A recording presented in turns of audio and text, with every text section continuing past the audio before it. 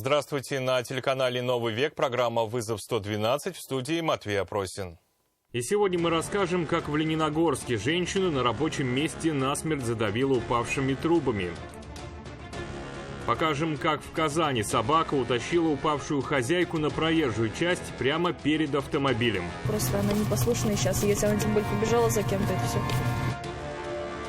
А также совершенно новый Урал сломался и попал в аварию при въезде в Казань. Мы ехали медленно, он его занесло, он там уже. На освещенной ровной дороге под грузовик влетела иномарка. Это и не только прямо сейчас. 54-летняя женщина погибла сегодня утром на своем рабочем месте в трубном цеху одной из организаций Лениногорска.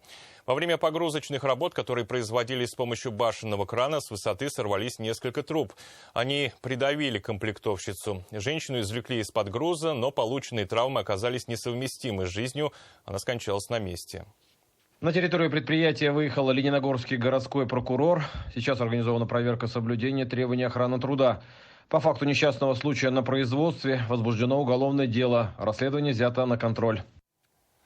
Огромную собаку, которая тащила за собой упавшую женщину, увидел перед капотом своего автомобиля водитель «Тойоты». Он вместе со своей семьей ехал по улице 25 лет октября в Казани. Пес резко сорвался с места, сбил с ног хозяйку, которая держала питомца на поводке, и потащил ее через дорогу. Остановиться водитель не успевал. Чтобы не наехать на человека, он направил свой автомобиль в припаркованную у края дороги машину. Она прям собака, да, тащит ее и все. Такого, признается пассажирка «Тойота», она еще не видела. С семьей ехали по улице 25 лет октября, когда огромная собака, которая шла слева по тротуару со своей хозяйкой, вдруг сорвалась с места и, свалив женщину с ног, рванула через дорогу. Собака большая овчарка, она ее прям тащила. Скорость, рассказывает женщина, у них была небольшая. Подъезжали к перекрестку, но остановиться не успевали и боялись просто переехать человека. Из двух зол водитель выбрал меньшее и вывернул руль вправо в сторону припаркованных автомобилей. А мы боялись, что ее действительно сшибем. И вот, чтобы ее не задеть, мы задели машину. И я говорю, вы почему ее не оставили, не отпустили? Она говорит, я боялась, что ее машина сшибет. И она очень переживала за свою собаку. Где моя собака? Собака в итоге все равно убежала. При падении женщина сильно ударилась и жаловалась на боль в боку и спине. Ей тут же вызвали скорую помощь. Сказали, что копчиком сильно ударилась. Упала, собака потянула, полетела вперед за ней. Дочь пострадавшей женщины на место прибежала сразу же. Как узнала о произошедшем, случившемуся удивилась не сильно и рассказала, что собака в последнее время очень активна. Она много весит, поэтому просто она непослушная сейчас. Если она тем более побежала за кем-то, это все. Убежавшую собаку нашли и вернули домой соседи пострадавшей женщины. Ее саму врачи госпитализировали в травматологическое отделение. А владельца «Шкоды» ждал неприятный сюрприз. Сигнализация у автомобиля не сработала, номера телефона за стеклом не было. И как сообщить ему о произошедшем, водитель «Тойоты» не знал. Вероника Гайнудинова, Дарья Кореева, «Вызов 112».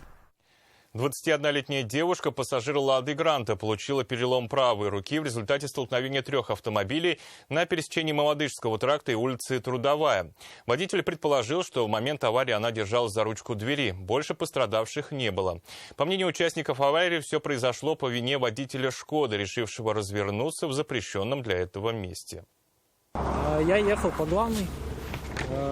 Получается, машина выполняла поворот. Водитель «Лады», получивший в этой аварии наибольшие повреждения, по предварительным выводам автоинспекторов, единственный, кто не нарушал правил дорожного движения. Он двигался по Мамадышскому тракту в сторону выезда из Казани, когда дорогу перегородила «Шкода». Он повернул, грубо говоря, на красный, но тут еще то, что с прилегающей территории, как нельзя говорить. Я столкнулся в него, меня откинуло в третью машину. Движение по Мамадышскому тракту на этом перекрестке разрешено только прямо и направо. Водитель иномарки, рассказывает молодой человек, мало того, что стал разворачиваться, так сделал это из правого ряда. Развернуться в нарушение правил хотел и водитель встречной «Лады», в которую и отбросила легковушку после столкновения со «Шкодой». Я здесь на разворот стал, получается, проезжал на желтый и задел машину от удара, ее откинул в мою сторону. В результате аварии пассажирка, едущая «Ладой», получила перелом руки. Ее госпитализировали прибывшие на место аварии врачи скорой помощи. Видимо, она рукой схватилась за ручку из-за этого. А у меня лицо даже до подушки не достало. Поэтому, возможно, из-за того, что схватилась. Либо об торпеду рукой оперлась. Ну и в сторону пассажирски, да. Этой «Ладе» теперь предстоит серьезный ремонт. Молодой человек надеется, что страховых выплат хватит для восстановления автомобиля. Нельзя пока ездить и на «Шкоде». Удар пришелся в колесо. Кроме ремонта за свой счет, водителям «Шкоды» и второй «Лады» предстоит заплатить штраф за разворот в непредусмотренном для этого месте. Рамиль Шайдуллин, Дарья Кореева, вызов 112. Ford Focus врезался в бензовоз «Урал» на Оренбургском тракте при въезде в Казань. Топлива в цистерне не было, иначе последствия аварии могли бы быть куда печальнее. Совершенно новый грузовик перегоняли в Казань из Екатеринбурга. Автомобиль преодолел 2000 километров, но недалеко от столицы Татарстана у него случились технические проблемы, и скорость пришлось снизить. В этот момент под бензовоз залетела легковушка. Видите, вот и залетел. Причиной всему водитель «Урала» считает состояние колес иномарки. Левое переднее было сильно изношено, на нем не осталось шипов.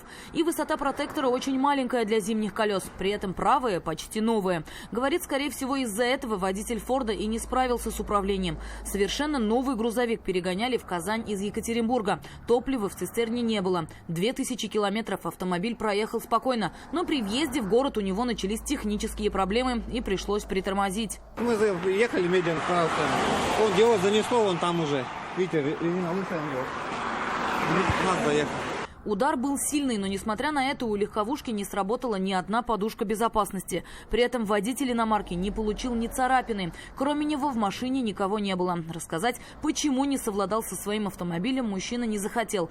Прибывшие на место автоинспекторы установили, что вина целиком и полностью лежит на водителе «Форда». Хотя с этим были не согласны его знакомые, позже приехавшие на место происшествия. Трасса освещенная. Было бы еще, не было бы освещения, то тоже знаю, что стоял, не исключено фар, без ничего. Вот здесь, если я пешком буду стоять, мне будет видно, понимаете? Вытащить иномарку из-под грузовика было непросто. Легковые автомобили с этой задачей не справились. Под силу это было только тяжелой технике. Теперь новому грузовику предстоит серьезный ремонт. Будет ли восстанавливать иномарку, ее водитель еще не решил.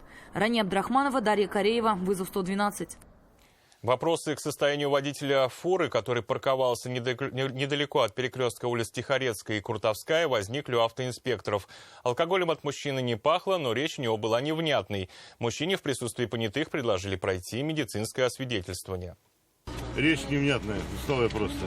Мужчина рассказал, в Казань приехал за пивом. В ожидании загрузки поставить грузовик просто негде, поэтому и припарковался там, где нашел место, недалеко от перекрестка улиц Тихорецкая и Крутовская. Именно поэтому, считают автоинспекторы, и обратили на него внимание. Стою на месте. Ну и так для проверки. Алкоголем от мужчины не пахло, но невнятная заторможенная речь и походка заставили сотрудников автоинспекции проверить его состояние. И в присутствии понятых предложили ему пройти экспресс-тест на наличие алкоголя в крови. Требую от вас протест любого алкоголя. В результатах мужчина не сомневался и тут же согласился пройти тест. Все, хватит, перестал пищать. Ждем анализ. По нулям человек в состоянии алкогольной опьянения не установлено. Наличие в организме других веществ, вызывающих состояние опьянения, алкотестер не определяет. Это возможно только в больнице. И мужчине предложили пройти медицинское освидетельствование. Также я от вас требую протест через медицинское учреждение. Вот сейчас, если откажусь, не будет это решение. Ну, да, будет решение. Не, я поеду. Все, сдаю вам еще запрос, протест действует через ближайшее медицинское учреждение. Согласны? Я согласен. Да. Анализы мужчина сдал. Результаты глубокого исследования будут готовы через несколько дней. Радик Фархулин, Дарья Кореева, вызов 112. И это все, о чем сегодня мы успели вам рассказать. В студии был Матвей Опросин. До встречи. И не бросайте вызов судьбе. Вдруг она его примет.